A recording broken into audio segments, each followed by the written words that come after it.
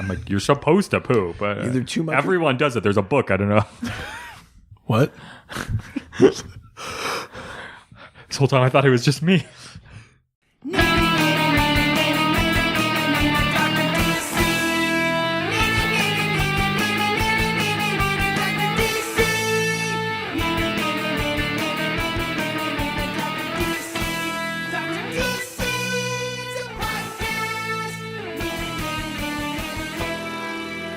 Welcome, residents, to the Dr. DC podcast. My name is producer Richard, and across from me is the doctor himself. Hello. Each week we talk about the weird and wonderful world of DC while fielding questions from listeners like you. Like you. Oh no! Oh man. I'm digesting so hard right now. Well, yes. You've been celebrating the impending summer with a ton of ribs. So much ribs. I'm so full of rib right now. Oh my god. There we go. Dear God. I wish I was full of ribs. I have to. I mean, I would hope you would. You are. I mean, no, there's nothing in there. Yes. Yeah. It can Yellow. fold like luggage. Yellow bell. Wow. Yeah. Guess we do have something in common with Doughboys. Yep.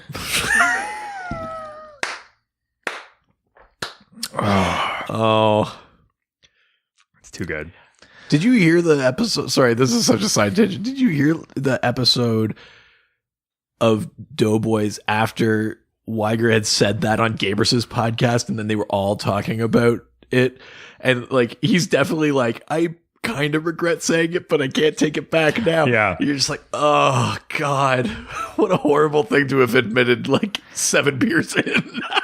Oh yeah, because it was on Gabrus. It was on a power hour. Yeah. They were all like sharing secrets. And then That thing is haunted him. And then he was like, since I can suck my own dick. And then he was like, I probably shouldn't have said that. and it's haunted him ever since. I feel bad. I mean, such is the price of comedy, I suppose. Don't we know? Not yet, we don't. No. that's Neither true. of us have said anything like that yet. You mean comedy? Touche. That was this episode of Talking Doughboys, the after show for Doughboys. Oh. We could be the... No, never mind. I lost it. No, you thought you were going to have something there? No. Yeah. Well, let's talk about the news then. Sure. Well, only a couple pieces of news this week. It's been a slow DC news week. That being said, there was actually there was at least one really big news piece. Well, you like a piece of real news? you Yeah. mean? Is it about Notre Dame? Sanctuary! No, like legit. No, I know. It burned down. No, most of it. I know. Well, most of it actually had burned down. Like the whole like spire collapsed and most of the roof, part of one of the square towers, they managed to save the bells.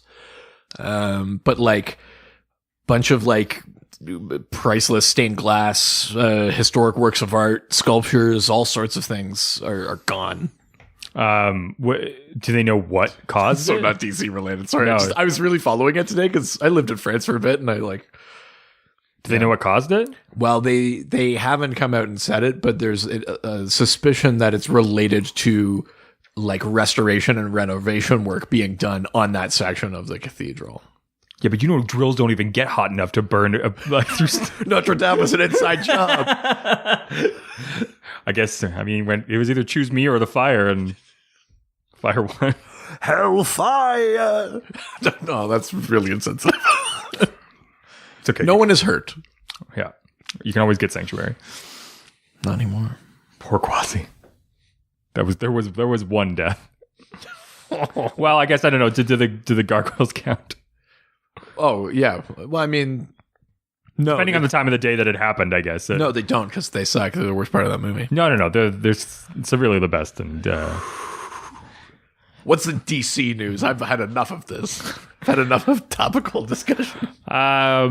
We have a new Batman, Yeah. Not for film. but for Titans. Yeah, that's right. For season 2 of Titans. Game of Thrones actor Ian Glenn. Yeah, Jorah Mormont. Fucking.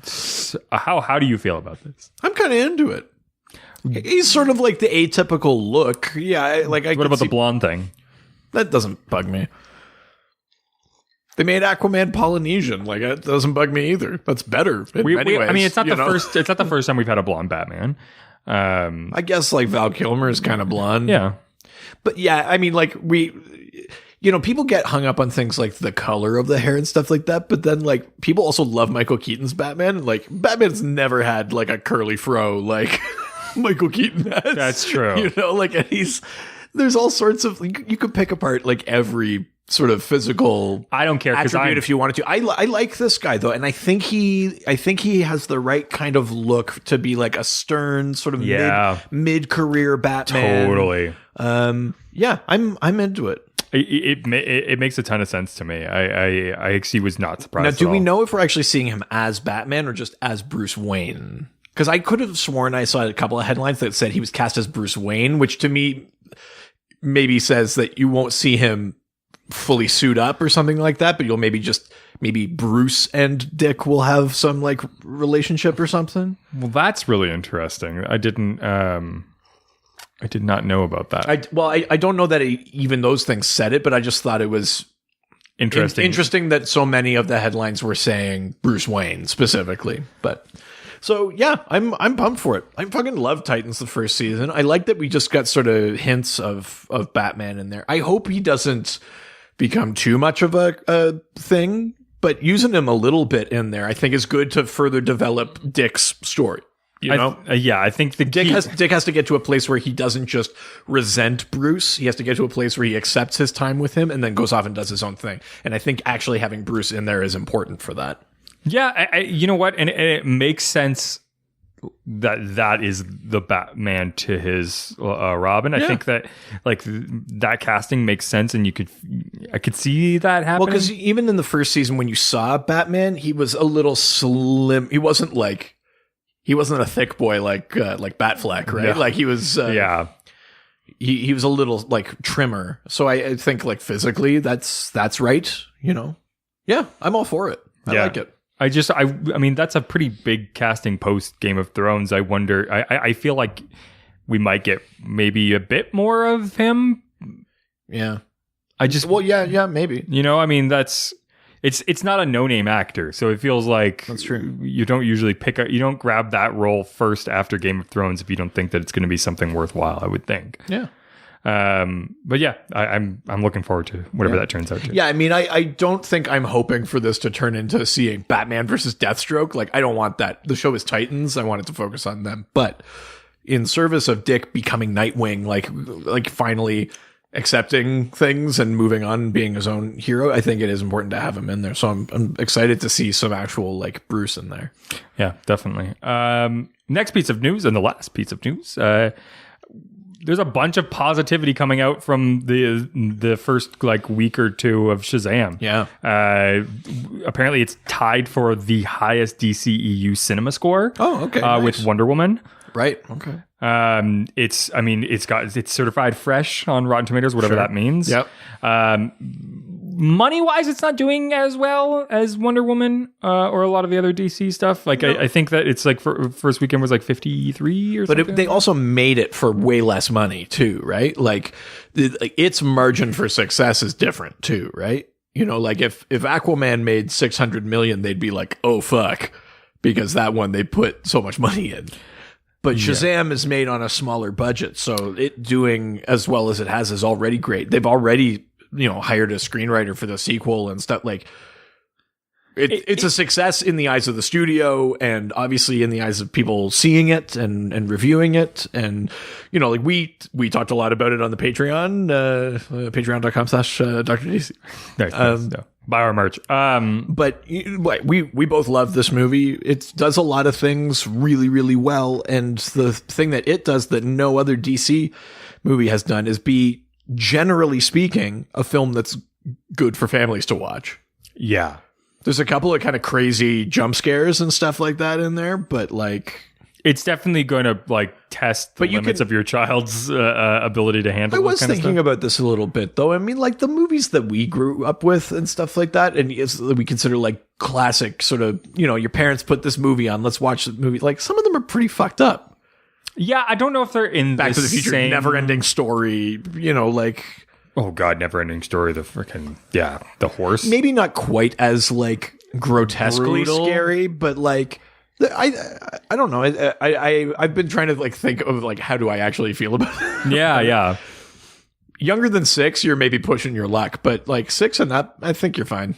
But yeah, we loved it. Yeah, it's a great movie. I'm at the end of the day, it's still number one in the box office right now. It's just not like when you're putting it up against the giants that have come before it within DC and Marvel.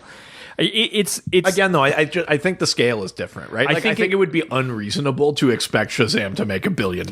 I still think it's around like what Ant-Man was. I would say, which was a success, and they got a sequel, and it just wasn't a crazy success. I think. I mean, it feels like this is going to be more of like a like after it's out sort of like success too. And you know, like this stuff will translate over time too, right? You know, like we're still seeing like different directors doing different things, right? Like it's not totally like the Marvel thing where it's just like I liked Marvel movies. Even if it's not great, I'm probably gonna like this one. You go in and you see the thing you're expecting to see. Like there's a little bit of like audience education and things like that that's happening too, because there's so many different types of movies being made. Like Birds of Prey is going to be rated R, and then you know Wonder Woman is still going to feel kind of like old DCEU a little bit, but different because it's now set in the 80s, and you know, like there's all these different sort of voices and things that are happening. So. Also, Shazam, it really isn't like breaking any barriers or doing anything for the first time, which you know what I mean. Like it's very much a family, sort of superhero movie. Yeah. So I'm not super surprised that it wasn't like a blow up the box office success, but it's a family superhero movie that's an actual superhero, not like we made something up and Kurt Russell Sky High, and it's like, which by the way, I was gonna say like don't fuck up. Like, by the way, Sky High is great. I kind of love Sky High. I love Sky High. I think it's a great movie. But you know what I mean? Like so many of those kind of family ones. You just invent this is one that's like an actual character, and then they just made it so more people are able to see it. I think that's dope. Yeah, I agree with that. All right. Well, that's it for the news. Wow. I know. It's quick. You okay? Quick. It's the ribs. Yeah. Oh my God. I'm so full of ribs. This week's theme, we are talking about DC's geniuses. Who more qualified to discuss geniuses? You fucking idiots. Than what? What? So you said, what did you say? I was saying who's more qualified to talk about geniuses? Than two fucking idiots. Who, what? The two of us, two fucking idiots. What? Yep. What? Oh, I'm sorry. I didn't realize I was talking to Captain Mensa. I have an IQ. Did you go to school with people that would say stuff like that? Yes. I went to school to be a programmer. I've been to school with people like that. Yeah. Who would talk about their intelligence and like IQ scores and shit that I did not care about at all. No. I was too busy pounding the Were you? No. I mean, no. Yeah, we're talking geniuses, the smartest people in DC. Baby geniuses. Yeah. Inventors, scientists, business people, tacticians. DC's got a lot of like young black actors in a TV show. He's a smart guy. Wow. Wow. Smart guy. I'm impressed. Yeah. Crazy references. Yeah, it's wait till I get to my sister. I can wait. Yeah. He actually spun off him, sister, if you didn't know. I didn't know that, actually. Let's get into it. Yeah, why not? We got a ton of questions. First, we're going over to Facebook. Going to the face and the book. Going to the Facebook. First question comes from my favorite time remnant, Richard Waltmouth. Waltmouth. What are you doing? Are you eating ribs? I got the ribs and Yep. This episode about geniuses is going swimmingly. Yeah. If you take Snow White plus the Seven Dwarves, that's Walt. Oh, like Walt. Nice.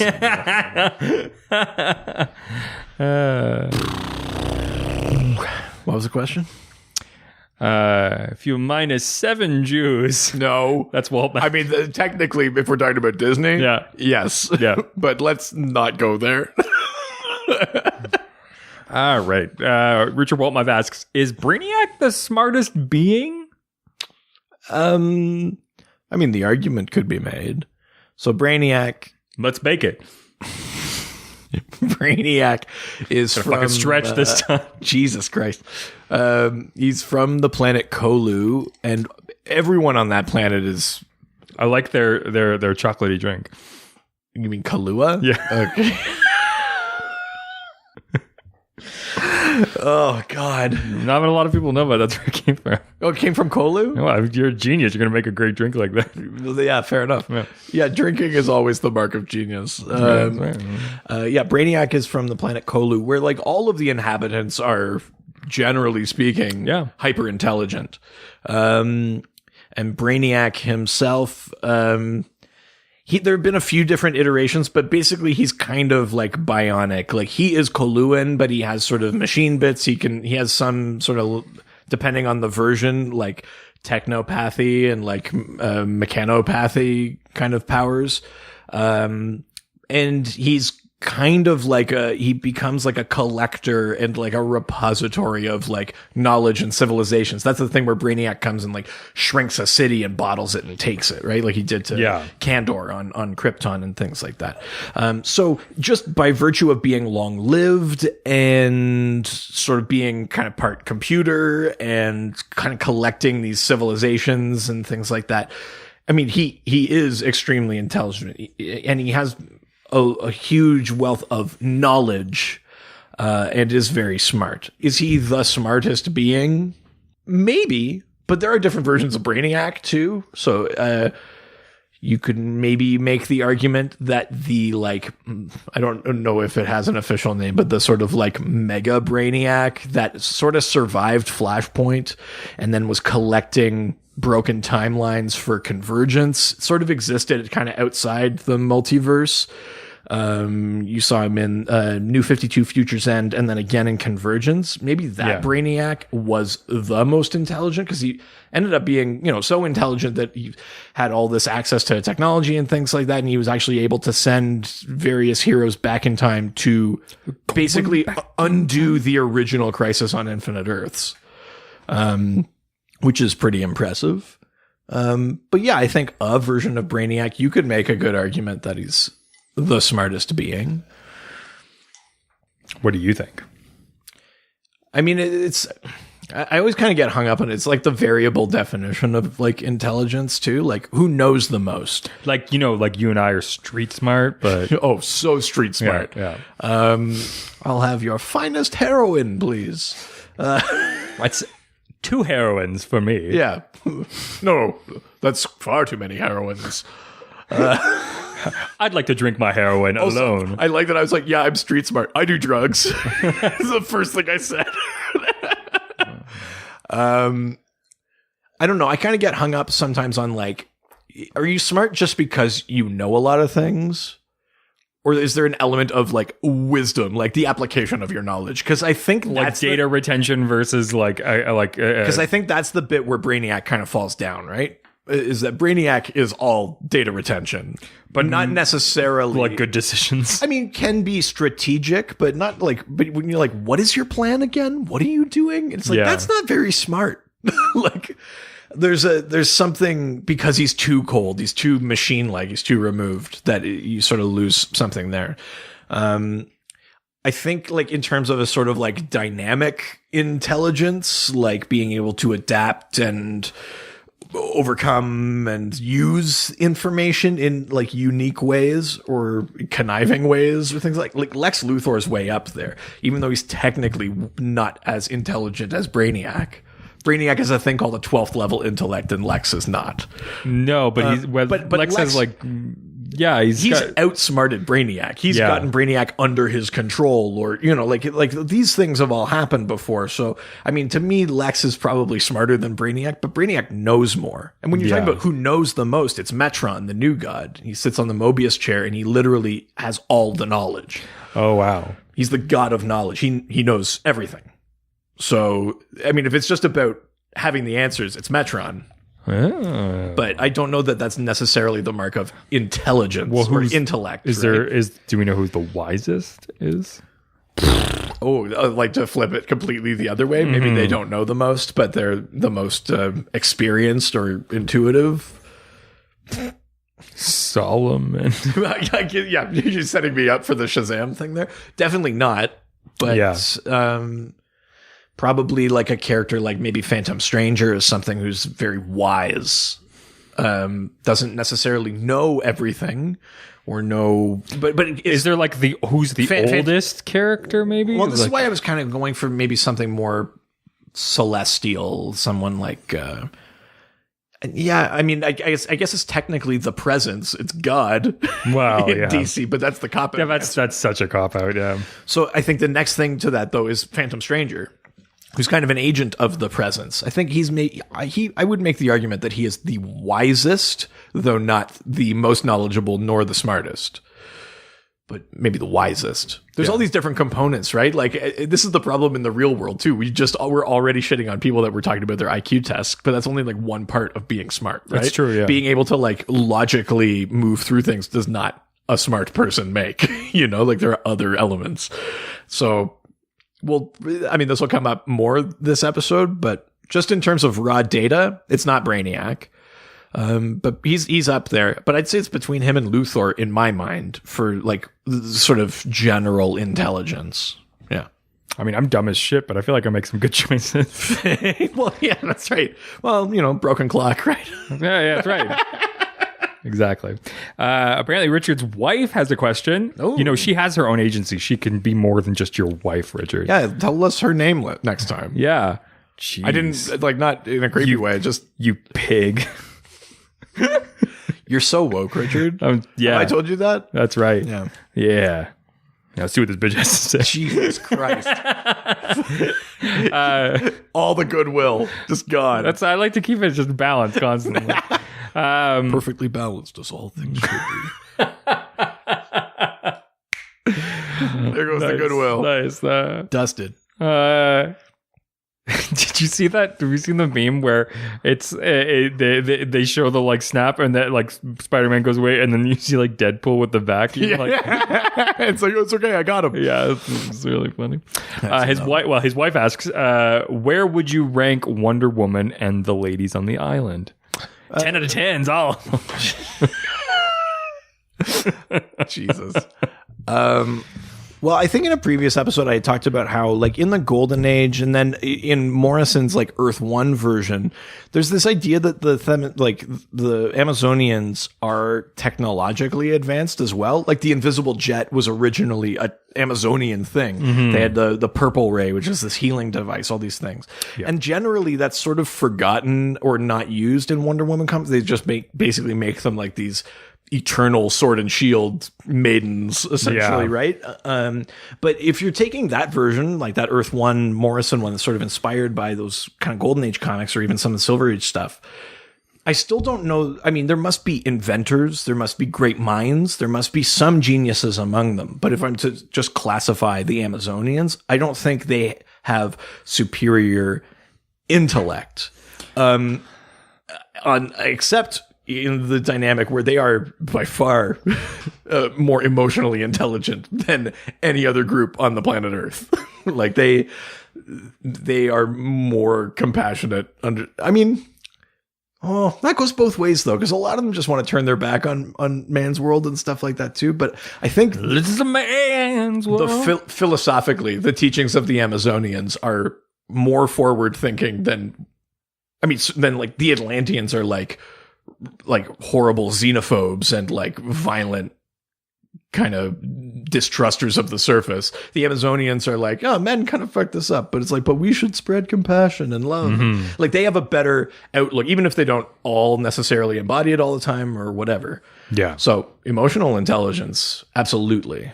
Intellect intelligence, there must be some people, because in those versions of the society, they do have technological advancement. There must be geniuses among them. Diana is not one of them. She's very smart. She's very capable. It's not like, I'm not saying she's stupid, but she's not a genius, right? Like, that's another level. It's something different. That's something apart. Yeah. And she's not that. Yeah, exactly. Cool. Well, Dan didn't just start. Dan done. You're proud of that one. I love it. That's my favorite. It's just so simple. Dan Dunn asks if Mr. Terrific is the third smartest person in the DC universe, which is apparent. That's true. Okay. How does he rank among the other geniuses like Brainiac, Luthor, Batman, Magnus, etc.? Right. Mr. Terrific really just stamped in as the third. Well, a little clarification. Not third smartest in the universe. He's the third smartest man on Earth. So not in the DC universe. On Earth. Oh, okay. The top two are Luthor and Bruce. Really? And then Mr. Terrific. Those are the three. And yet Bruce, according to DC, the three most intelligent people on the planet. And only one of those is part of the detective society. And well, but again, different types of intelligence. Yeah. Mr. Terrific, Michael Holt. He's actually the second Mr. Terrific. He's like an Olympic level decathlete. He doesn't have a superpower per se, but he's a technological genius. He invents these things called T-spheres. What's your superpower? I'm rich. Well, there is a comic where he describes his that he has a natural gift for natural gifts or something like that. Like he's just good at everything he does. But I don't think he's a metahuman. But he invents these things called T-spheres that basically make him invisible to technology, so he can't be tracked or recorded or anything like that, which is kind of an interesting thing in the modern age for a superhero to have. But he's a technological genius, basically. Yes, he is. I forget where it was that it actually came up, but he is like canonically the third smartest. Wow. On Earth. So I've already said where he ranks next to Luthor and Batman. The Brainiac thing, again, sort of depends on how you view him, but I would probably put Brainiac. That's so tough. Well, the other thing too is it's a fucking comic book, right? If Brainiac shows up and you got Mr. Terrific, and unless your comic ends with Brainiac winning, Mr. Terrific has to fucking figure it out. So yeah, exactly. That's not to say that. I'm going to say Brainiac is probably smarter than Mr. Terrific, but Mr. Terrific might outmaneuver him. But that's not necessarily a matter of intelligence so much as it is, the comic book writing. Well, the other like human qualities, the stick-to-itiveness, perseverance, be like, why wouldn't you quit? It's illogical to keep, it's that, like all that kind of shit that you can throw in there. Yeah. I'd probably put Brainiac above him. But, although he did contain Brainiac, I think, in Future's End. Let's throw that one out to the fans. Is he hashtag terrifically brainy, where he comes first and Brainiac is second? Or is he brainrific, where Brainiac is smarter than him, but he's still terrific? Wow. Yeah. Just really shooting for... That's pretty good. Yep. It's not brain yes, I guess. Magnus. Will Magnus is the creator of the Metal Men, who are like fully... Magnus, the condom size your dad uses. It's Magnum, and it's the size I so you use. do know. Yeah. Such an uncomfortable joke. I don't understand. It's talking about your dad's old big old hog. I'm so impressed that you found a way to make me uncomfortable by technically delivering compliments to my family. Yeah. I'm surprised you fit it through the door. I didn't. Yeah, we had to get a whole couch just for his big old dog. Jesus. Will Magnus is the creator of the Metal Men. They're fully sentient like artificial beings that whose personalities are derived from the metals they're made of. Like Mercury is a mercurial personality. Whoa. And gold is like the polished leader, and like tin is like kind of timid. Of course. Like that's a crazy technological marvel. He's very intelligent, but he's still further down the list than these other people. Wow. Yeah. Who would have thunk it? I would never have put Mr. Terrific that high. But there are, and as far as I'm concerned, on Earth, even the other people that have great technological achievements or are incredibly intelligent, they're all further down the list. It's definitely Luthor, Batman, Mr. Terrific. Anyone else, Ultra Humanite, Grodd, Tio Moro, Professor Ivo. Really?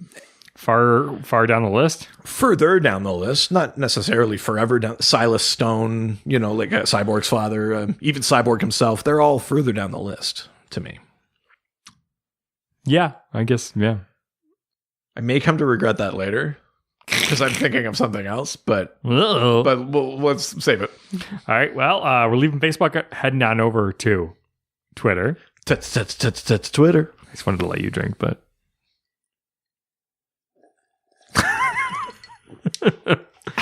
Just letting this episode breathe. Yeah, do we have like a minimum length we have to get to or something? What do you mean? So much dead air. Yeah, well, I have to fucking cut it out anyway, so it's just work for me. First question comes from our favorite sexy space texter. Cosmic DM. That's right, you know it. Cosmic DM asks.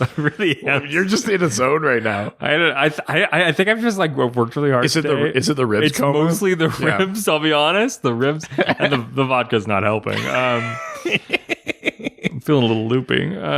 Cosmic DM asks, why does DC have a definitive list of smartest people on Earth? Luthor, Mr. Terrific, etc. Where does Ozymandias from Watchmen rank on this list now that he's a part of DC?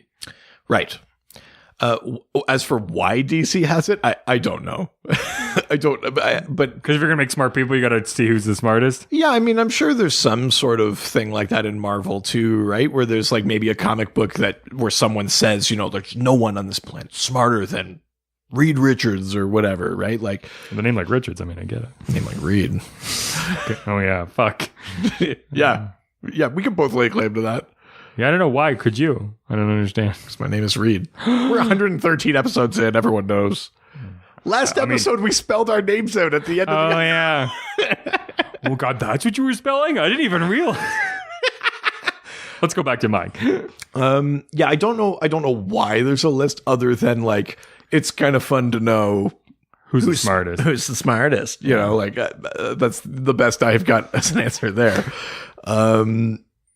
And sorry, the second part of this. How does Ozymandias? Yes, right. So because of the events of Doomsday Clock and DC Rebirth, Ozymandias has moved from the Watchmen universe over to the DC Prime universe. I think I'm going to give Luthor the edge here. You really are like pro Luthor. Well, let's be careful how we phrase that, but yes. You said he had a lot of great ideas. Such great ideas. You're really the Hitler of his time. That's what you said. No, absolutely not. With all the good ideas. This will be the one thing you don't cut out. No, I think I'm going to give Luthor the edge, but I'd probably put Ozymandias above Bruce, above Batman. Really?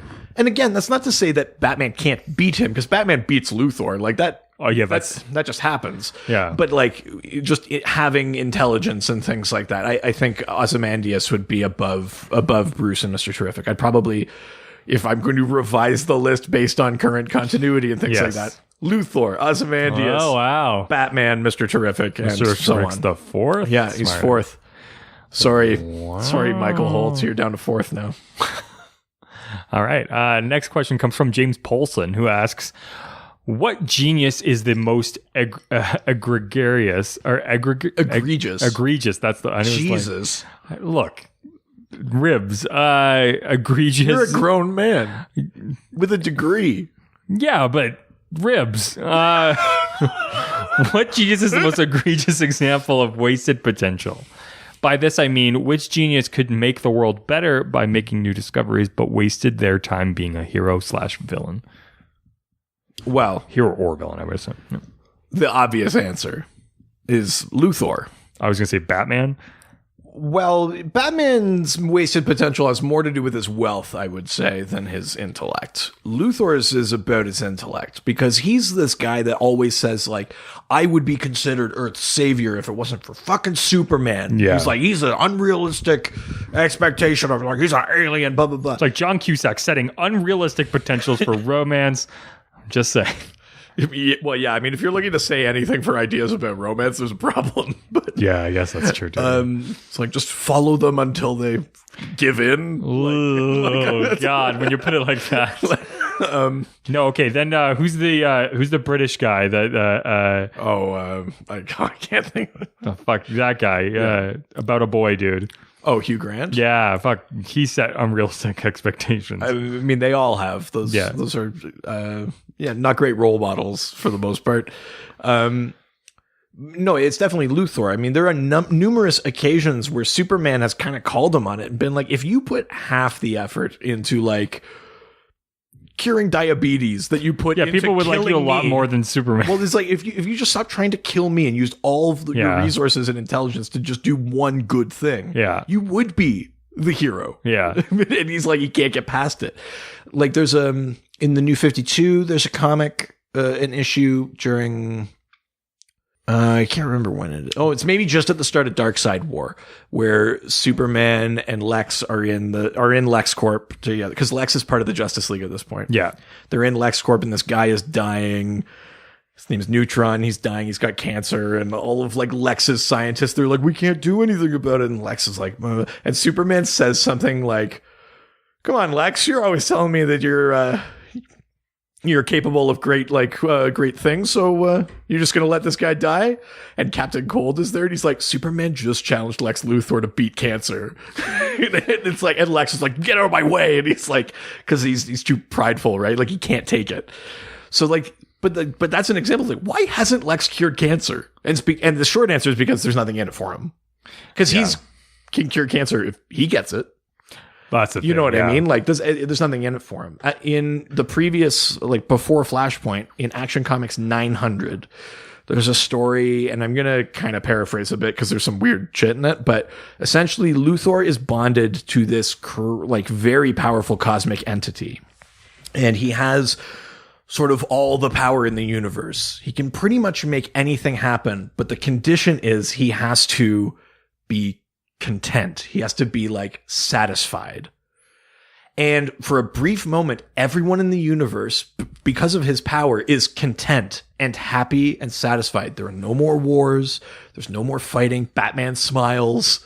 Like, it's over. Yeah. Like, good guys won. And all he has to do is just let go of his hate. And he hates Superman so much that he basically, he saved the universe. Yeah. He made paradise. And he loses all his power, and it all slips away because he just wants to kill Superman. I mean, if there's a better example of wasted potential, all of that intellect, everything he went through to gain that power, and he couldn't just win. Like, well, have they shown a timeline where Superman never existed?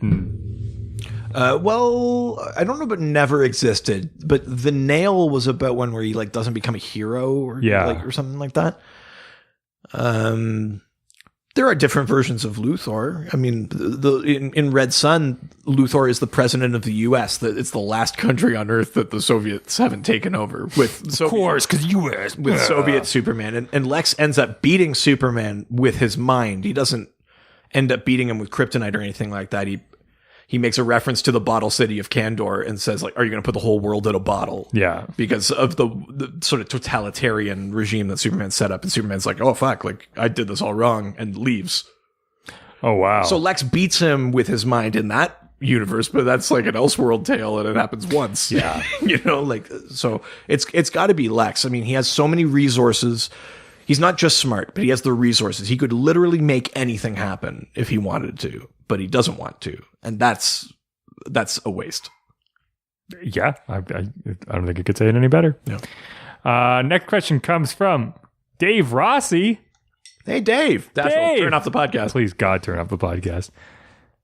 Yeah, no. I'm like, did I say? Yeah, no, I said terrible things. Yeah, turn off the podcast. Oh, definitely. It's too late. And guess what? A little sneak peek for the rest of it. I'm going to say worse things.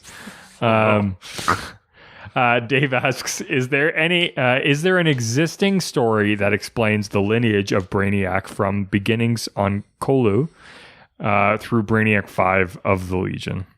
There's a few stories, but I mean, again, because there's so many continuity shifts, and especially with Brainiac, like the original Brainiac, there's a few different, like he's Koluan, his name is Vril Dox. Yeah. And then there's a version, these are all retcons, by the way, so I'm sort of doing it in order, but it wouldn't have been the order in which they appeared. Yeah.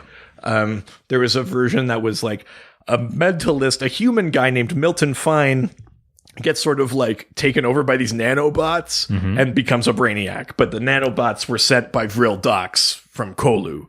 And then there's a version where he just puts his consciousness into just a machine body and he's just like a robot, basically. And that's Brainiac. He calls himself Brainiac 2.5, but it's still technically the first Brainiac. And like all of these things are different versions of continuity. Yeah. But I can give a bit of a rundown of at least some of the key Brainiacs. So the first one that I've just been talking about, the main one, the Superman villain, the adversary, that's Brainiac, the first one, Vril Dox. At one point, he makes a clone of himself. I think in the original ideas that he needed a lab assistant, so he cloned himself. He only trusted himself to do the work. This clone is considered to be his son. His name is Vril Dox II. He's Brainiac 2.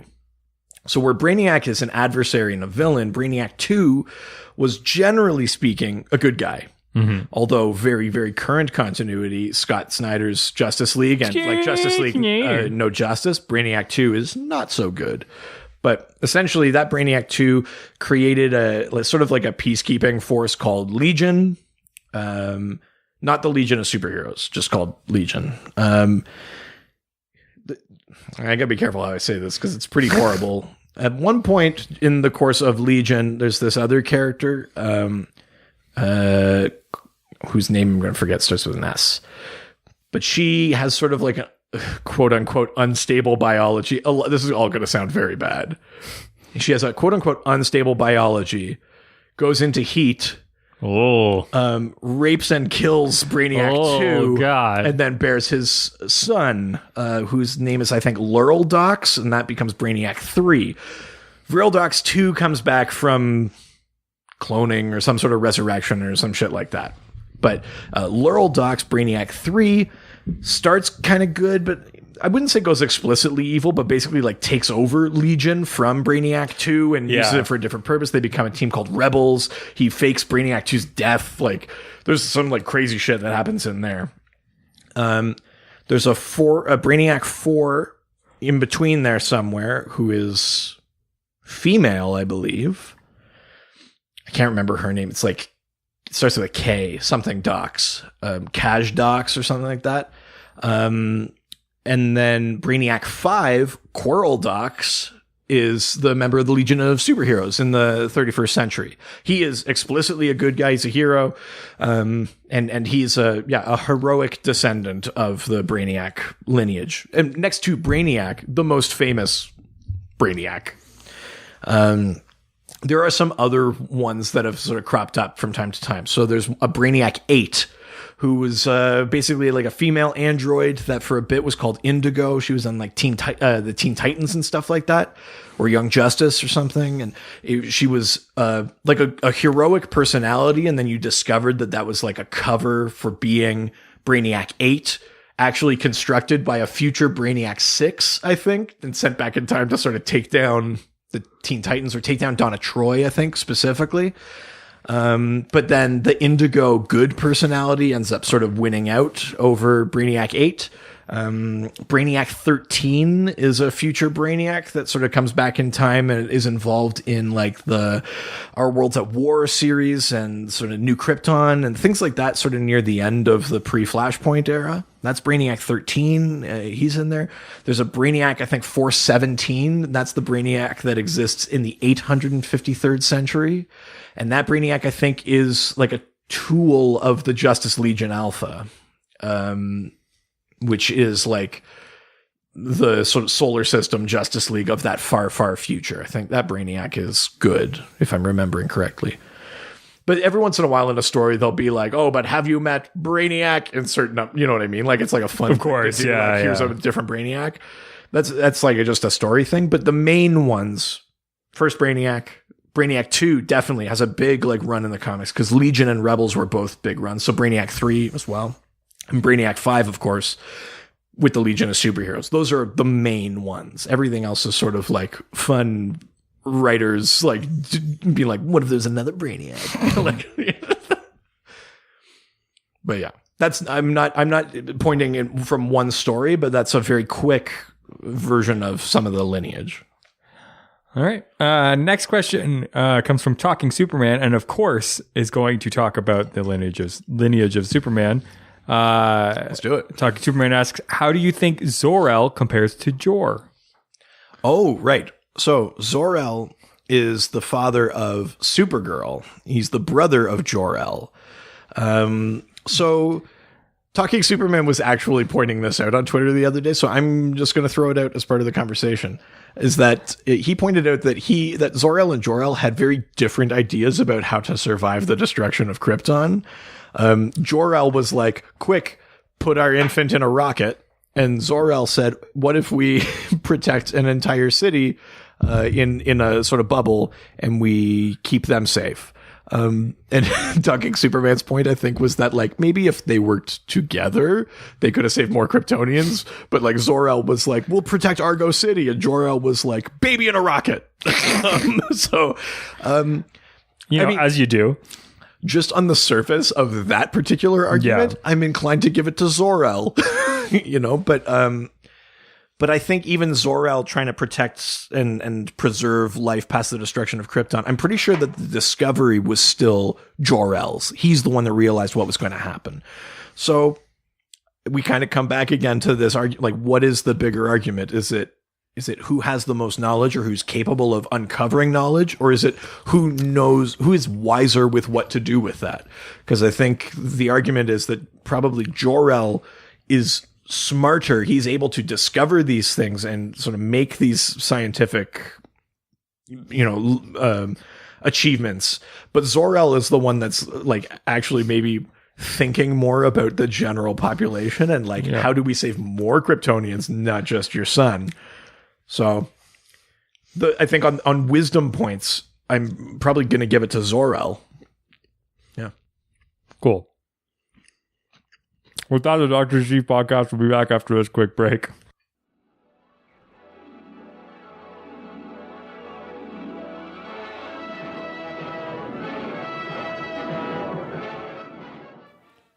Hey, residents.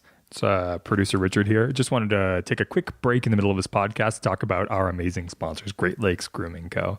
Just want to talk to you about a couple of different products that I actually use almost every day. I just used a peppermint lime lip balm. It's awesome for chapped dry lips. It smells really good.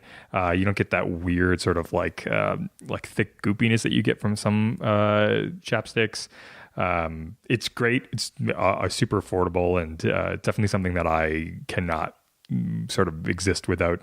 The air is very dry up here and I definitely need a lip balm all the time. The other product is the Noble Selves hair styling cream.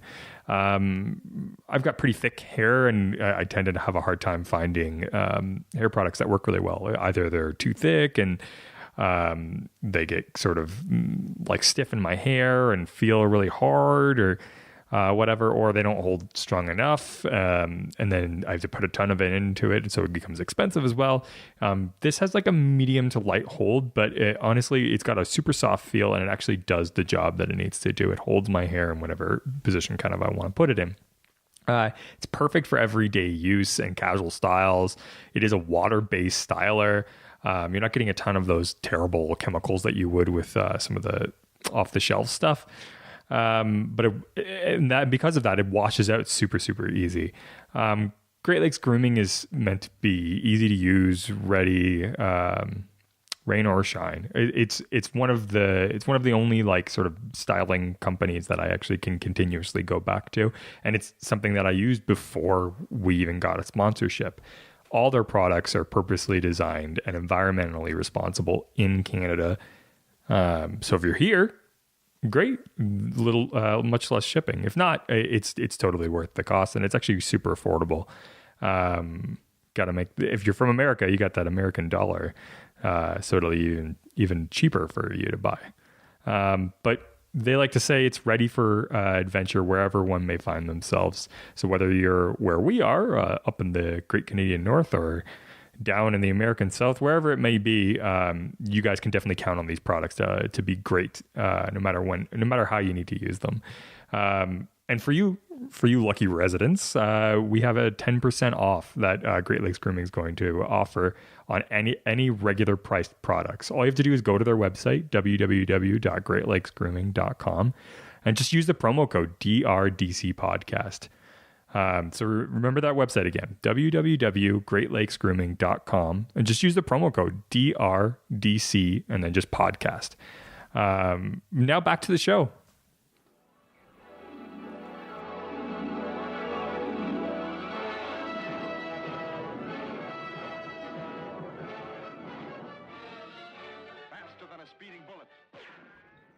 And we're back. Hey. We definitely didn't just stop to eat muffins that my wife made.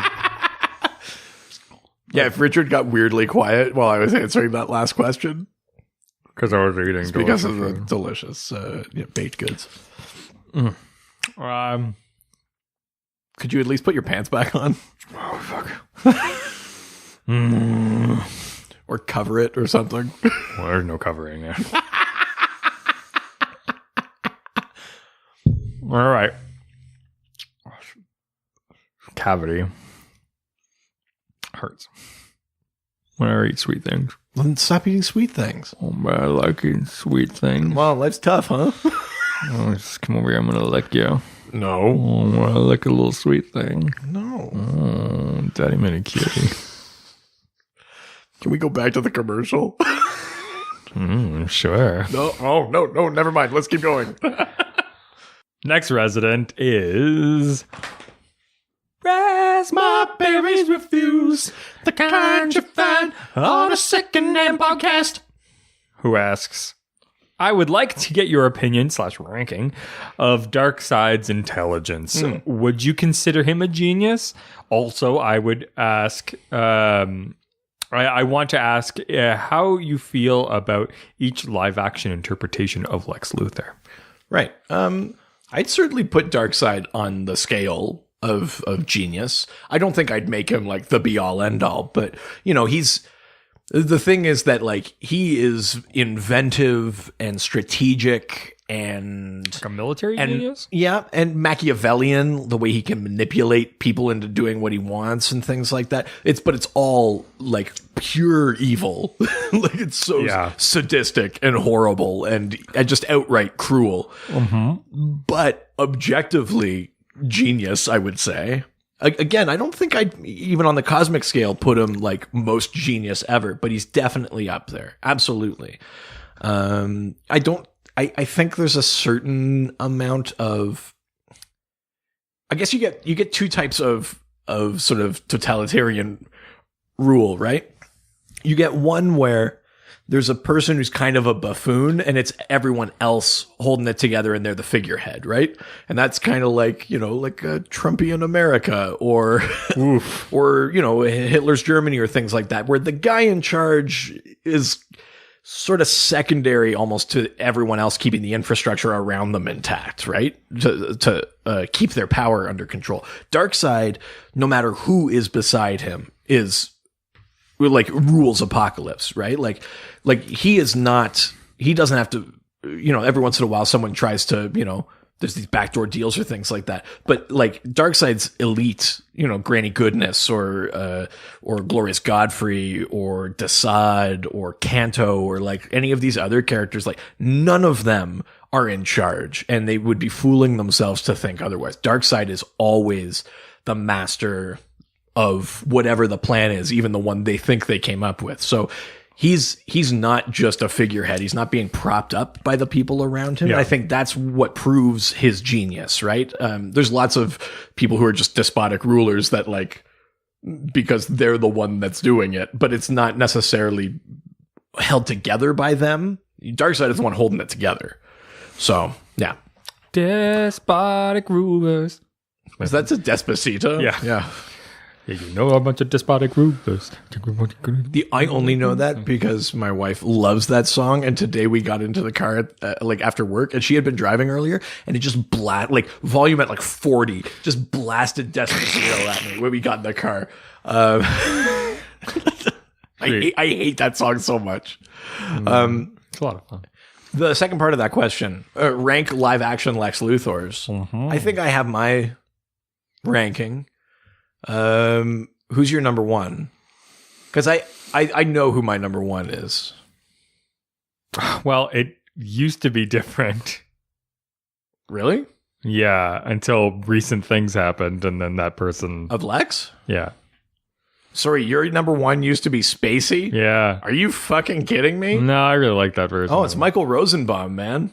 I mean, yeah, it's Smallville. Now that's number one. Smallville Lex. That's the fucking one. I used to really like that Lex, but yeah, I agree. The Spacey one is now further down the list. Yeah, somehow below Hackman. Yeah, somehow. I know who my bottom is. That's for sure. Yeah, and his name is unspeakable. Yeah. Yeah, I really like Michael Rosenbaum. Now that your number one has been dethroned, who's your number one? Oh, Michael Rosenbaum. Yeah. Okay. I've said before, I don't really like the Gene Hackman one. No, that's my second worst. He's pretty far down the list. No, that's my third worst. Third worst? So you like him better than Jesse Eisenberg? Jesse Eisenberg is my worst. Sorry, worse than the pedophile. Yeah, because that's only who he is in person. Okay. Right. So just based on the performances. Yeah. Okay. Where do you put John Cryer? Have you seen any of his stuff on Supergirl? I have not. Lex? I have not. So I see as much. Right. Okay. I have a hard time thinking that's going to be good, though. I don't know. I've seen a little bit, like clips. I don't really watch Supergirl ongoing, but I've watched some clips because I was curious. Yeah. I kind of like it. Really? I think I put him above Jesse Eisenberg. Yeah, I mean, but that's also because I would have done that anyways. Was playing the Riddler. It was so close. So I think I'd go like Rosenbaum, Cryer, Eisenberg, Hackman, the guy that played Lex on fucking Lois and Clark. Oh God. And then Spacey. I actually really didn't like Spacey's Lex because I felt like he was trying too hard to play. This is the problem with Superman Returns, is that it's meant to be a sequel to Superman 2, which means that these actors, while instead of fully trying to do their own thing, are still trying to fit like harken back a to mold. That. And granted, I mean, I think before all of the shit came out, I preferred Spacey as an actor to Gene Hackman, but Gene Hackman's Lex is at least doing something. I didn't like Kevin Spacey's Lex because I didn't believe him. I used to really like that version, but I don't know. Yeah, I just the one thing I will give that version though, like legitimate props, is in like the third act when they're on like the Kryptonite Island or whatever, when he like stabs Superman. There's some moments of like the actual hatred that he manages to portray that most actors don't. I will give him that. Yeah. That shit is in there. Trying to think if there are other live action Lexes that I've forgot about. I think that's it. The Smallville one for me, though, that's the one. Holy shit. It's so good. Well, that's the one you really... The non-live action ones, it's got to be Clancy Brown, the animated Lex. Yeah, I mean, yeah. But...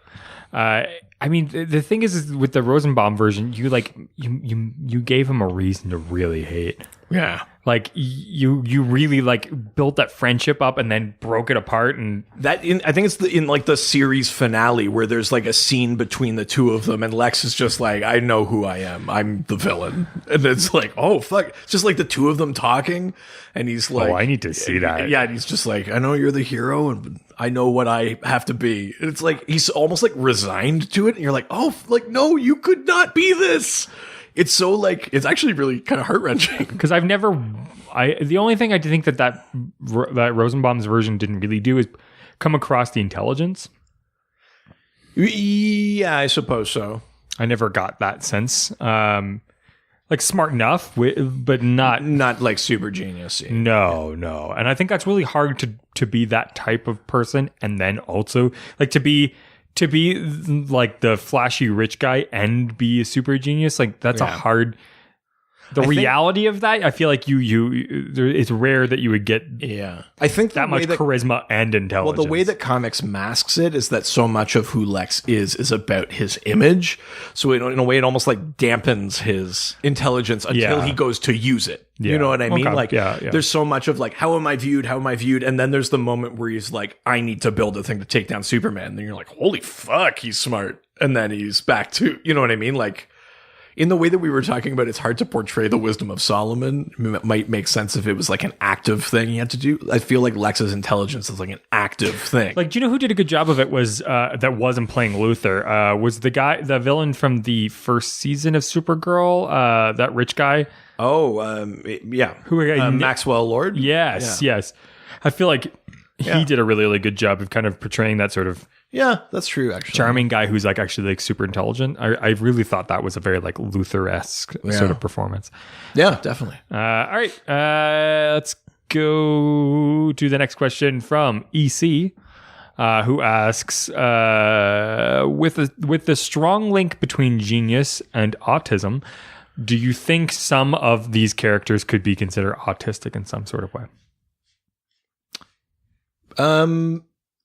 Yeah, I mean, far be it for me to make that diagnosis. I think could be on the spectrum. You can definitely make that argument. Of course you can. And in particular, maybe with not some of the main ones we've been talking about, but like, a character like Will Magnus, the creator of the Metal Men, I think on the spectrum. I think that makes sense, actually, because he's also like a little withdrawn himself from the scientific community and things like that. Like, I think you could make that call. And there's definitely lots of sort of different versions of genius that are out there. The one thing I will say is that comics, for one way or the other, I mean, they don't necessarily explicitly go there. No. And when they do explicitly go somewhere, it's more the idea of the fine line between genius and insanity, as opposed to something like autism, instead of it being like a different form of perception or something like that. It's usually more that they're unhinged. Brainiac 5 is a great example of that. He's a character who is legitimately a good guy. He's a hero, but he's constantly doing these like, it's like the coulda, not shoulda sort of thing in science, where he's like, I just created this amazing technology, and then it goes like berserk, or he goes crazy trying to like save everyone. And he's like, it's logical. This is the smart thing to do. And he kind of loses sight of like some of like the emotional parts of the equation or things like that. That is a thing that happens in comics, or like in Titans, in the current Titans series a few arcs ago, there was an arc that featured the Brain and Monsieur Mala. So that's the one that Kyle Clark has talked about before, where it's a brain in a jar, in like a big robot jar, and a super intelligent ape that are in love with each other. And in this arc, the brain is... the story, age as old as time. The brain is like doing something to augment his intelligence. He's like increasing it's sort of like omniscience. And the more that happens, the sort of more kind of cold and calculated and removed he becomes, to the point where there's a moment where he no longer like considers Mala like an equal, or even like doesn't even register Mala and Mala, because they are in love. That's the thing. And he was like, no. And like, he kind of turns, to stop the villain thing. That is a thing that comics do all the time, is that like the intelligence comes with a cost, or at the very least, like a lack of like Metron is amoral. He's neither of New Genesis nor Apocalypse. He doesn't have a side. And that's kind of crazy to not pick a side in a war between good and evil. Like, he's like, no, I'm just going to observe. It's like, then that's pretty fucked up. Yeah. So there's like, I think that like at best, that sort of wealth of knowledge or that wealth of genius is portrayed as amoral. And at worst, it goes to just straight up insanity, like lunacy almost. There was a point in the comics where I think it was Grant Morrison had sort of characterized the Joker as being super sane. Like he had some sort of different level of sanity, like a different, but like, that's not a good thing. No. Like, you're not portraying super sanity as a good thing. Right? You know, like he's so aware of the like systematic existence that we have. I think he was maybe almost aware that he was fictional at one point. It was like almost bordered on that. Well, that's fucking rad. I like that. But I think that's more where comics tend to go. I think if anything, you know, if it's honest writing and things like that, and they're writing geniuses, then you might see some of those attributes of the autism spectrum in there, though not explicitly stated. But some of those things, I'm sure you'll see them in there, or things that, we could relate to if we were then taking real world examples. Yeah. But that's more a product of honest writing as opposed to them being like, remember, genius and autism, put them together. Like, I don't think it's a deliberate thing like that at all. Could be. Absolutely could be. There's lots of story potential in there, but I don't think generally that's how it's done. What? DC writers. Yeah. Get on it. Well, let's leave Twitter and head on over to Instagram. Now we're going to Instagram, take some questions and answer them. First question comes from the most attractive American resident that we have. Why are you putting so many qualifiers in front of it? Who's the most attractive Canadian resident that we have? Well, I listen to the podcast sometimes. Yeah, sure. Yeah. Step into the stone. Stone chunk, man. Meow.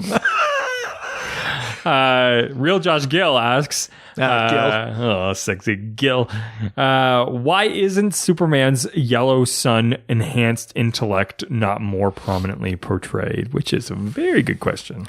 Yeah, well, I mean, this is a thing that's sort of weirdly reserved for Earth 1.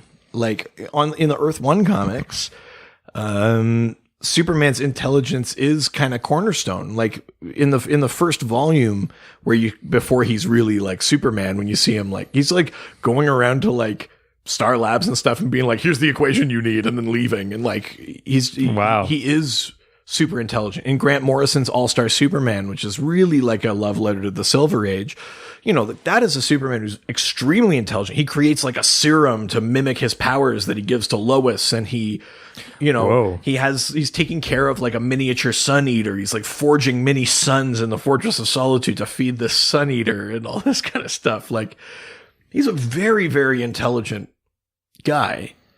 And that's not necessarily portrayed all that much. And he is smart scientifically. I think the best portrayals to me of it is making Kryptonian technology or language or culture so far removed that you display his intelligence by just his ability to decipher or use any of it.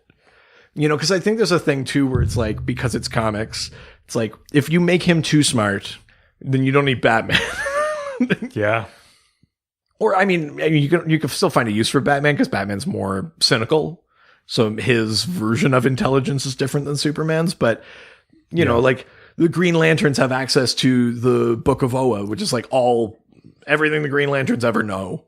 You know, like there's lots of repositories of Cyborg can hack anything. There's already lots of people that can like get knowledge or are smart or things like that. So I think it's one of those, because Superman already has so many other gifts, other things. I think he's the one that maybe they deliberately display that a bit less. And again, maybe focus more on the fact that what Superman is bringing to the table beyond being the heavy hitter is, you know, we don't win at all costs. It's the Infinity War thing. It's the Captain America, like we don't trade lives. Like that's the Superman thing. And I think maybe ends up being the focus more than like a clinically intelligent approach to things, because that's reserved for other characters. Well, that's a very clinical answer. Thank you. Next question comes from ABC Brooks. It's easy as 1, 2, 3. Brooks. Do, re, mi. Brooks. ABC. Brooks. 1, 2, 3. Brooks. Brooks, you and me, Brooks. Hey, it's It's already such a long drop. Yeah. It's longer than the Instagram one. Wow. Longer than Raspberries. If I didn't stop you, you would have done a full 3-minute cover of You wanna, of ABC. Want to book me out? Come on. Show me what your book's about.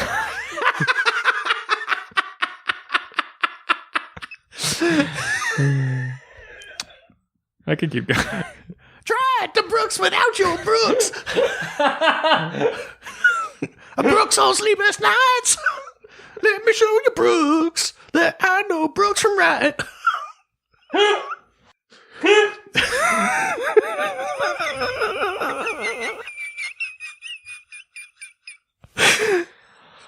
Oh my God. Do we just release a Patreon episode where we do a full Brooks version of that song? Oh. Okay. We instantly lose all our subscribers. If you want that, hashtag Jackson Brooks. Brooks and 5. Hashtag Brooks and 5. Okay, yeah, that's good. I want you, Brooks.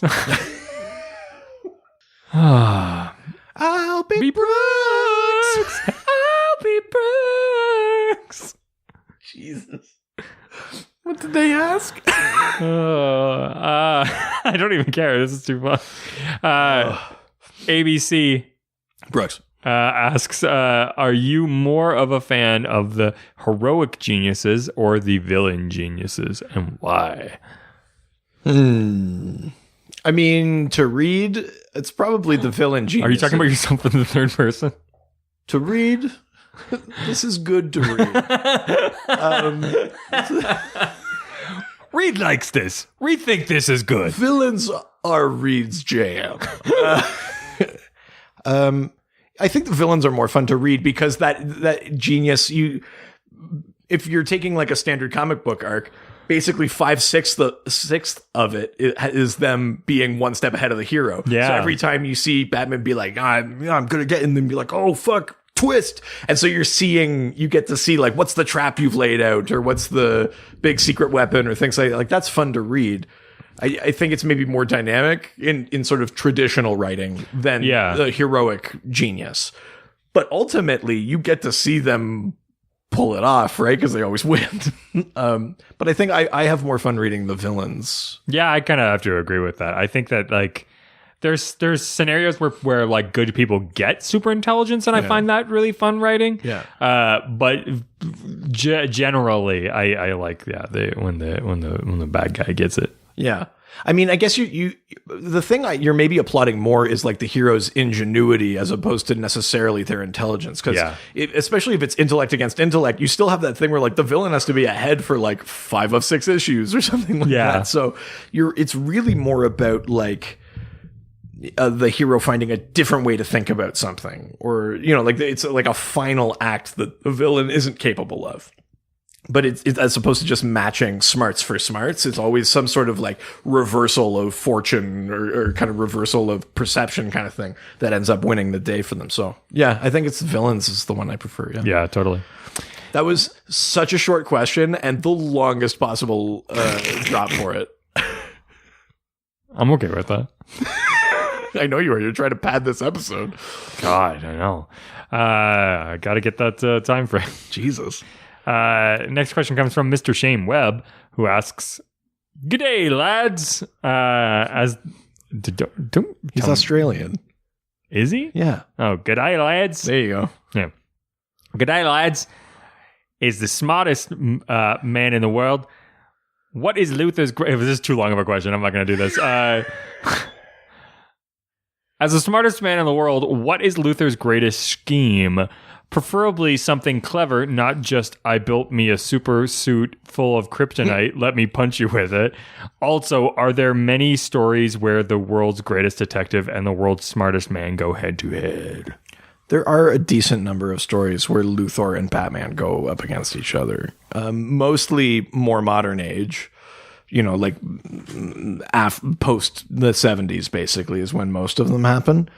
And there are some really good ones, and they have some interesting confrontations because there's always, I think, like an element of, if for the most part Lex doesn't know that Bruce is Batman. So there's always an element of like Lex kind of wants Bruce in the fold. Like he's like, like we could work on something, blah, blah, blah, like, or he wants to buy him out or something. And Bruce is a bit of an enigma, and Wayne Industries is like, it's like a thing Lex can't get at. Like Lex has bought the Daily Planet and like all sorts of like, he just buys up tech and companies and things like that, but he can't touch Wayne Enterprises.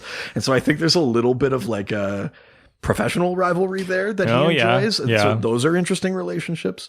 But then the Batman and Lex Luthor, like the villain sort of ones, take on obviously a different sort of thing. Because Lex sees Batman as lesser, just straight up. Yeah.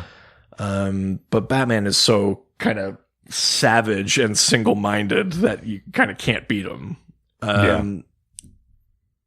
There is a neat one where in New 52 scheme where, in terms of specific schemes, I think him running for president. Oh, was that a scheme? Well, it kind of was, right? Because there was he's playing so many things. He's playing a reformed villain, or that he's been wrongfully sort of accused of all of these things in the past. Blame it on a clone kind of thing. But he knows that Superman knows better, but he plays that, no, like really, I'm just running for president. I just want to give back, like that sort of thing. I just want to make America great again. So, but in order to do that, he also has to make good decisions to keep that ruse up. Yeah. So it's such like a nuance. Like he makes Jefferson Pierce the Secretary of Education, which is like a good idea. Yeah. That's a fucking great move. He makes Waller like Secretary of Defense or some shit like that. Like he's making good moves. Yeah. But it's all like this weird sort of power dynamic thing, and like he doesn't even really care about the presidency. He's like using it as like I think that's maybe this coolest scheme. And the version of that they did in the animated show is amazing, where he's doing all of it basically just to get under Superman's skin, because he learned that on a parallel Earth, Luthor was president and that Superman killed him. And he knows that Superman knows this. And so he's running for president to make Superman think like, would I do it? Like he's like trying to get under his skin. And there's a part in the cartoon where the Question goes and he's going to kill Luthor so Superman won't. So he preserves Superman's honor. He's like, Question's going to take that bullet basically. And Lex like beats him up, and Question says something about him being president. And Luthor has a line that's like, do you know how much power I would have to give up to be the president? Whoa. And it's like, oh, fuck. Like, I think the different versions of the Lex as president or running for president one is like maybe my favorite Luthor scheme. Yeah, I like that. There's lots of other kind of cool stuff that he's done, but there's something, it's so Machiavellian. There's so many steps, so many layers involved. I really like that one. Yeah, that's rad. A lot. I'm into that. All right. Well, let's leave Instagram and head on over to Reddit. Where everyone's nice and no one's ever mean. That's right. I mean, that's just the internet in general. Oh, so, yeah. Yeah. Great place. Yeah. Wonderful. Those YouTube comments, it's where you really want to have meaningful conversations. Yeah. Do you know I just found this thing called 4chan?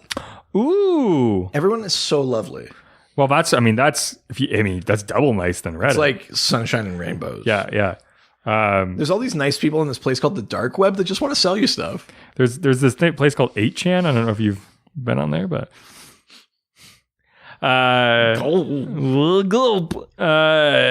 first question comes from Mad Seb 77. Nice. I haven't come up with something for Seb yet. No, you haven't. Now's not the time either. I'm not a genius. Mad Seb asks, I only know of Luthor, Mr. Terrific, and Brainiac. Is there a complete list? Is Batman on the list? I think Metron is on the list.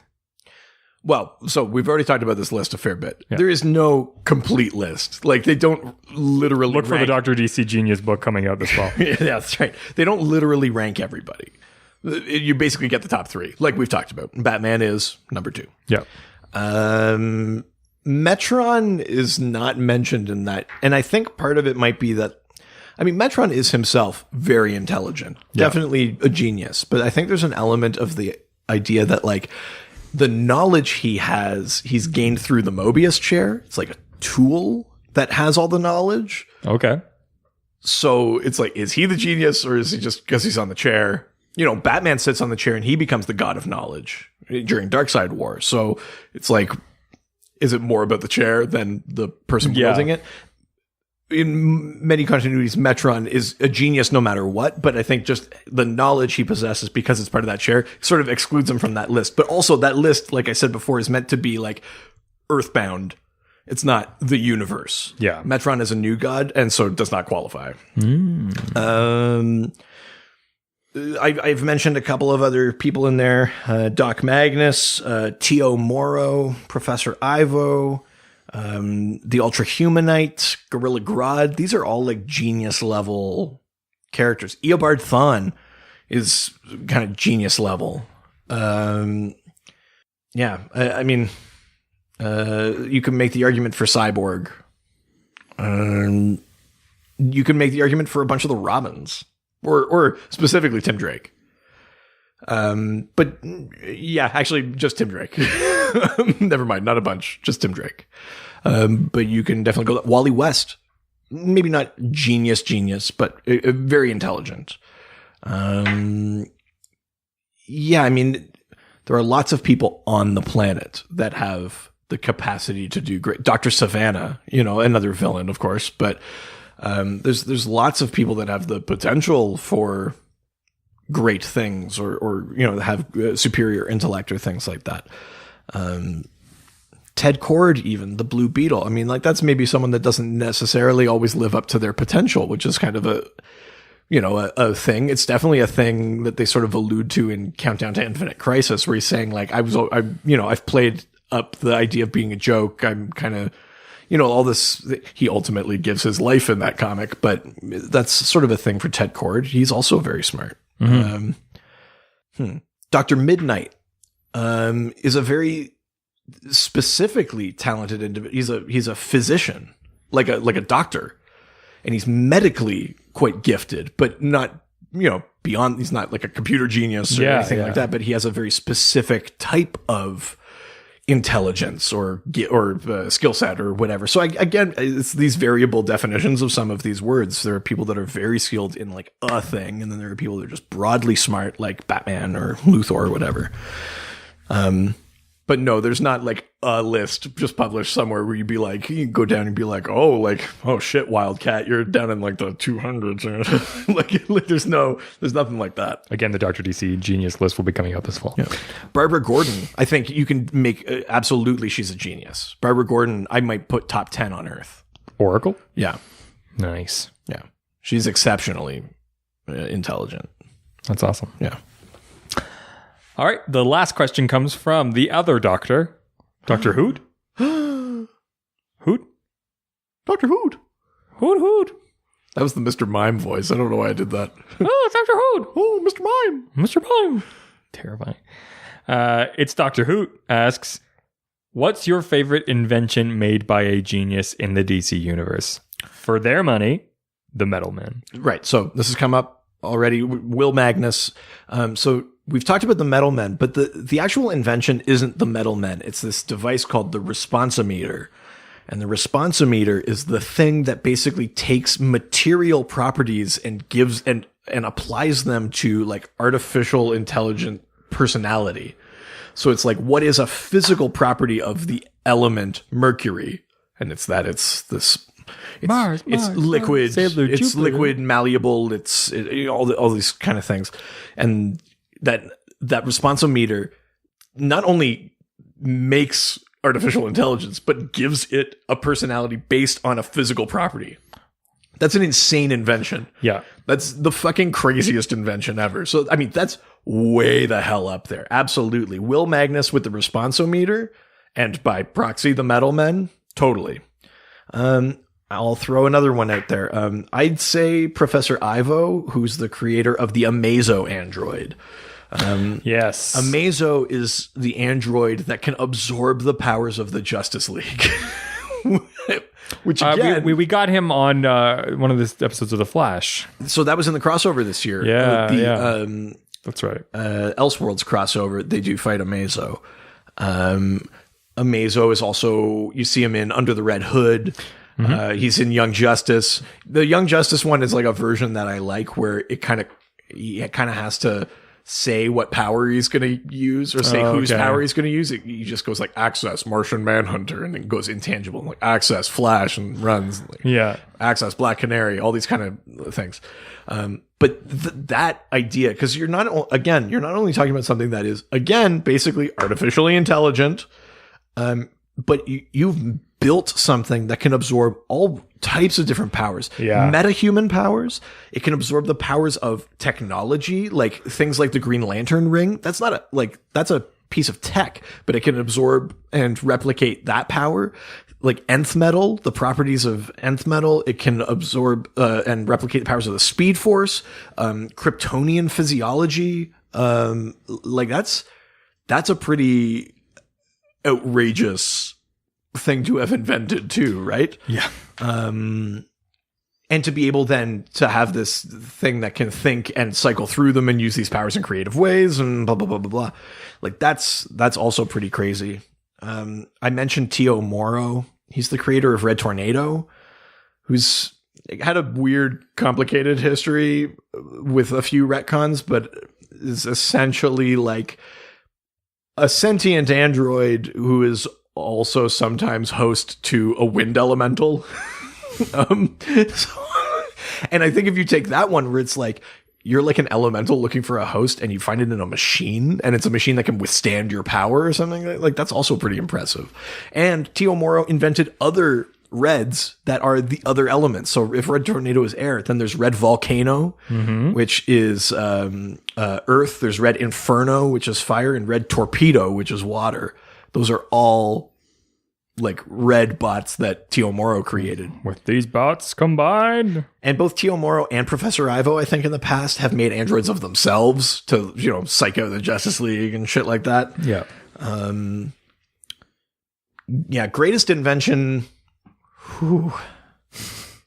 That's really, I think for me, Amazo is way up there. The responsometer, like the Metal Men, that's a really great one.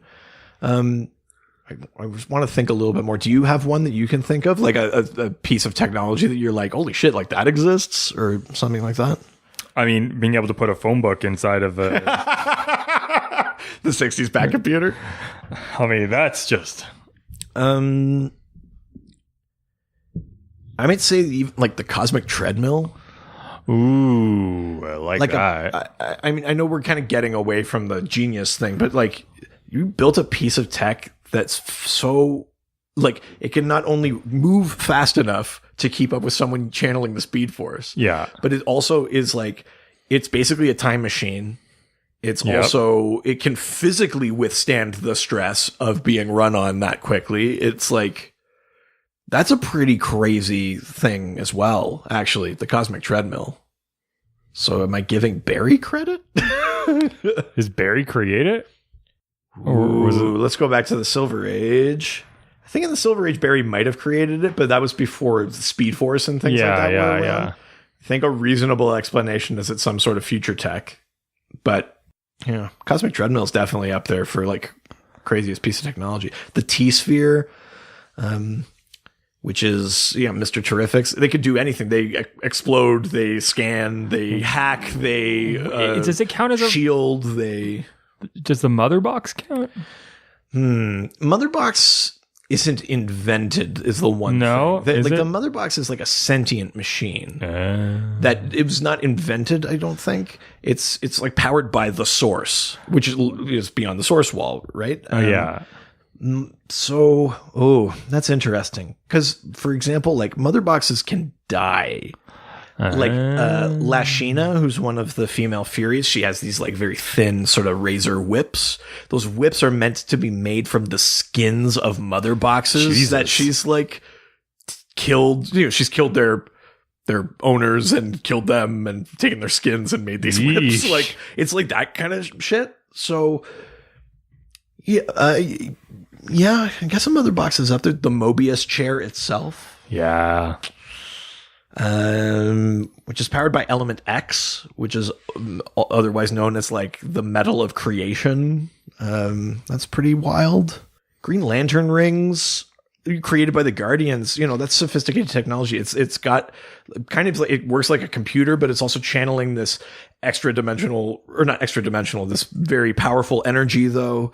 And it has to interface with the biology and the neurology of like millions of different species. Just like, they're not like, oh, it picked a human, bring it in so we can retrofit the human part onto it. The ring just goes and it just works on everyone, right? Like it works. The Red Lantern ring works on a house cat. That's Dexstar. Like those rings that Owen technology is way up there too. There's quite a few contenders, I guess. Yeah. I mean, the Thinker is creating like a pocket dimension. Oh, sure. Yeah. Well, yeah. I mean, the thinking cap itself is a pretty crazy invention. Yeah. Starman's cosmic rod is like it like channels like power from the stars, and like it was originally like a gravity rod, but then it gained other like sort of energy blast abilities and things like that. Well, and then I mean, does Dr. Manhattan count as an invention of... I mean, I can see why you would say that. I'd say no, because it wasn't intentional. It wasn't like, if we do this, we make Dr. Manhattan. So I would say no based on that, but I know where you're going, why you're saying that. Yeah. He's a result of science. Yeah. But not of a genius. Yeah.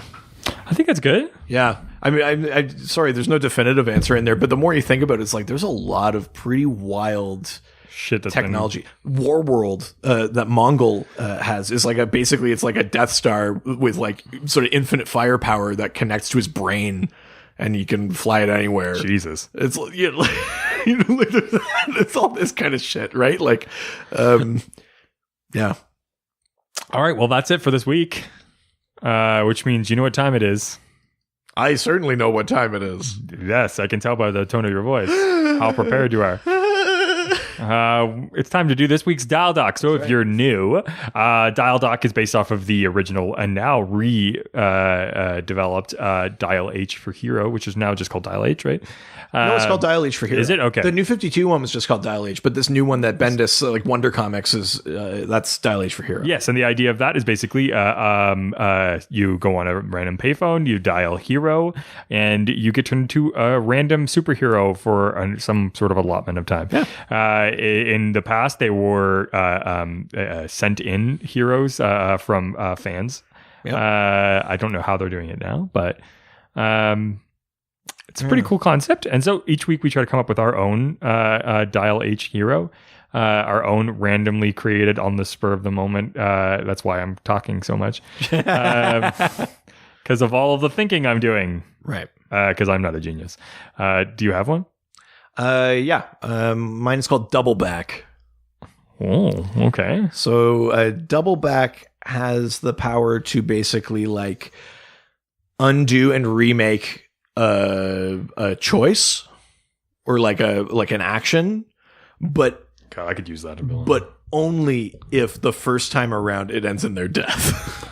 Oh. So if they just like make the wrong choice and something horrible happens, they can't undo it. Unless they kill themselves? But I guess it depends how quickly they kill themselves. That could be like part of the writing. Because that would be funny. It'd be like, fuck.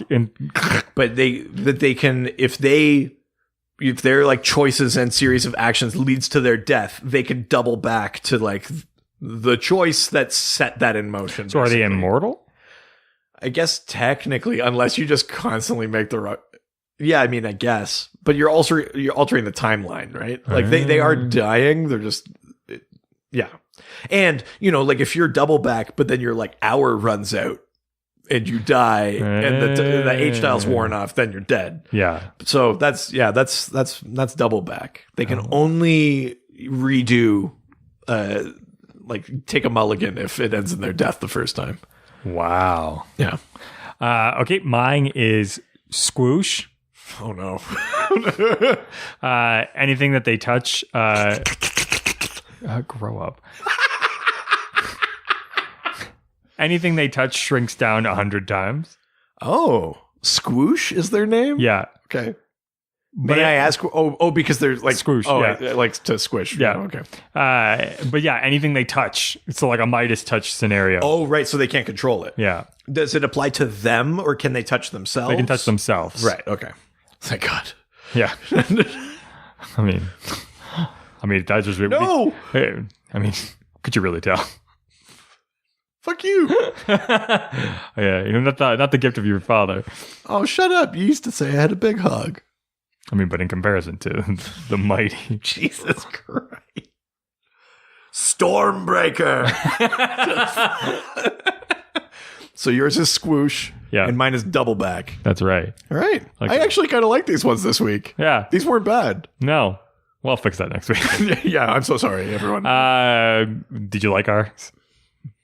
Could you come up with your own? I'd love to hear them. Yeah. All you have to do is use the hashtag DialDoc. That's right. And send us your hero, your villain. You're somewhere in between. Maybe it's an anti-hero. Oh, Jacques Hughes. Jacques Hughes has already been used. Has it? Yeah. Oh, I have to go back through some of these. We've had so many now. God, we've done so many. Yeah. DC, we could do it. And they're all gold. Yeah. Oh, solid gold. Are you kidding me? Wasn't mine 2 weeks ago Popesicle? Wasn't mine well drunk Power Man? He has abilities. So use the hashtag DialDoc and send us your character. Also, you could also respond to what our theme is next week. Ask us a question for what the theme is next week, which is... Next week, we're talking about first appearances. Ooh. Yeah. That's a good one. Yeah, first appearances of different characters. So what you liked about it, what you didn't, or what stuck around, or what changed since. First appearances in DC Comics, first appearances on this podcast. Let's talk about them. I mean, I guess you could do that too. That's less interesting. Come on. I mean, there's got to be some... Oh, wait. What are you talking about? I don't know. What are you talking about? You're talking about the first appearance of... I actually don't know what you're talking about. I don't know either, but I thought if I make it sound like menacing, but it's... Oh, yeah. Just reach out to us through our various social media platforms, such as our Facebook, Dr. DC Podcast, Twitter, at Dr. DC, Instagram, Dr. DC Podcast, email, drdcpodcast@gmail.com, hang out on our fun subreddit, r/Dr_DC. It's on the Reddit website. drdcpodcast.com.ca. Actually, you weren't listening to what I said. Did you just say website? No, I said that's on the Reddit website. Oh. Well, our website is drdcpodcast.com.ca. That's where you can get some DC-specific articles, or you can buy our merch. Also, don't forget to subscribe on iTunes. Give us a 5-star review. We haven't gotten one in a little while. We would love to get a 5-star review, and you can write something. We'll say it on the podcast. And I'm going to come up with a new thing, because apparently no one cares about the seeing us live. Well, I wasn't excited about them seeing us. I wanted to do something with about artwork, and since it's like a visual medium, we can talk about artwork or something. I'll put on clothes. Don't do it for us. Do it for the art. Do it for the sweet art. We'll do an art episode. So get us to 30 reviews. We only need a few more, so let's get us there. Yeah. Also, we have a Patreon. Patreon.com/DrDC. We just recently did a really fun Shazam movie review. That's right. In the past, we've had Matthew Burnside from This Is Rad on, and we did all about video games. Yeah. We're about to record an episode all about Star Wars.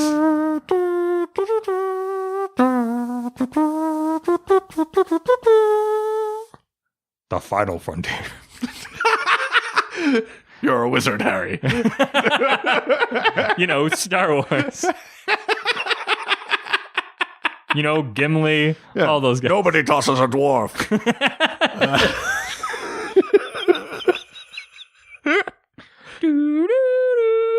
Don't cross the streams. Are you just saying what happened to us in the bathroom on the break? Subscribe and you get more of our insanity, and it's not always about DC stuff. So it's all sorts of stuff on there. That's right. So for your general nerdy content each week, that's right. Don't go to those other podcasts. Pay for ours. That's right. Then buy our merch. It's only $5 a month. Yeah, just a measly $5 a month for 4 more episodes at least. Yeah, exactly. At least. Buy our merch. Yeah, we get it. Well, that's it for this week. Same dog time. Same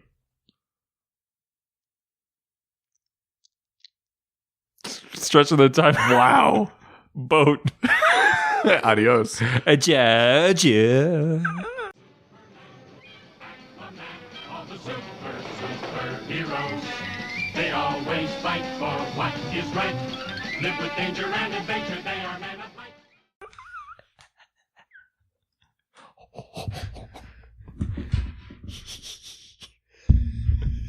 Stop trying to stretch it. This was a Brain Freeze podcast.